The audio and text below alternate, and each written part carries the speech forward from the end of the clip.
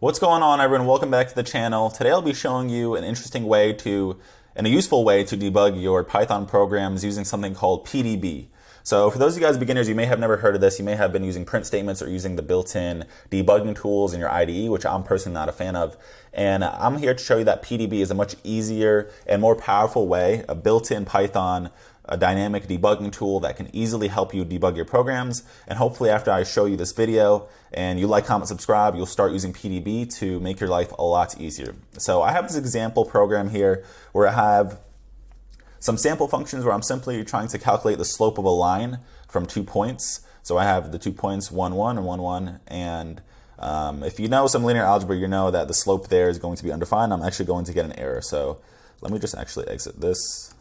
Okay, clear. So if I go ahead and run this program, we're going to see I get division by 0, which is expected because you can't have a slope of a straight line. But let's say I'm someone who maybe doesn't know linear algebra, I don't understand that, I don't know what's going on, and as a new Python programmer, I'll probably resort to using print statements around the line that it's complaining about, or I'll use the built-in IDE debugging, which can be not intuitive a lot of the times, especially with other IDEs.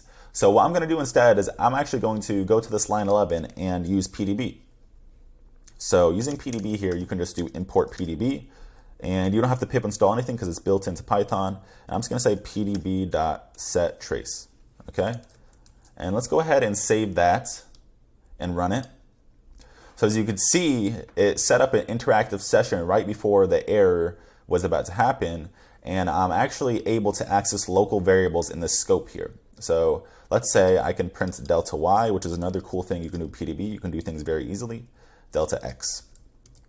So I can see that both variables are 0, and I could say, oh, I can't divide by 0, and then I can go ahead and fix the issue in my program. Maybe do some try and except and say, oh, you can't print by 0, and show the user you can't print by 0. So that's one cool thing you can do in PDB, and that's just one portion of the powerful aspects of PDB. So let me show you another thing you can do in PDB. And then, so let's go to the original function we called, line from 2 points, and let's import the PDB here. So we're going to do it from the top down. So import PDB, pdb.setTrace. Go ahead and save that. And I'm going to restart the program here. Okay, let me just clear that. And then I'm just going to run this again. Okay, so after rerunning this function, we can see that the PDB stopped where we wanted it to. So as opposed to before, we're actually now going to interact with the shell in PDB. So you can see it's about to execute this line here. So what I want to do now is I can actually step into the function using S. So I can actually do that and just hit enter. So I'm stepping into the next function that it's about to call. And then I could start going line by line in a function by hitting N. So now I went to the next line, and once again I want to step into this function because I know this is the function that's going to give me the division by 0 error.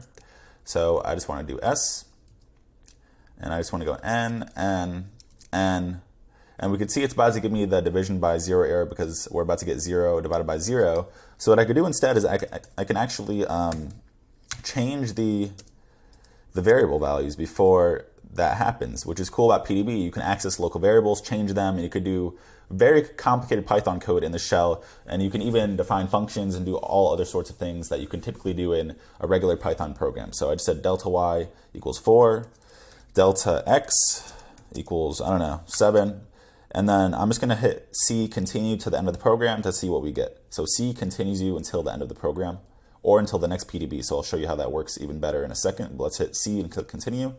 So you could see after I altered that, we avoided the division by 0 error. We stepped through the functions, we went line by line, and eventually we got an outcome by altering the local variables. So you might want to do this sometimes to see like what would happen if you altered a variable.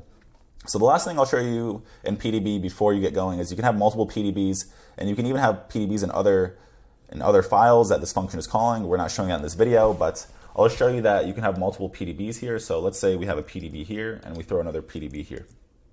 So let's go ahead and save that. I'm just going to clear this and run again. So we have the first PDB. So I showed you the C before. Typically what the C does, if you have one PDB, it goes till the end of the program execution. But if you have two PDBs, it goes till the next PDB. So I just hit C, and you can see it stops at this PDB. So the first PDB we had was here. Then I hit C, enter, and it took me to the next PDB. So that's another way you can do to quickly go between certain aspects of the program that you're interested in. And so that's all I'm going to show you in terms of PDB in this video. I hope you'll get your training wheels off and start using PDB in your code. I think it's a really useful and powerful way, much more superior to the typical IDE debugging that you have. And just in general, I think it's more powerful than print statements. It'll save you a lot of time.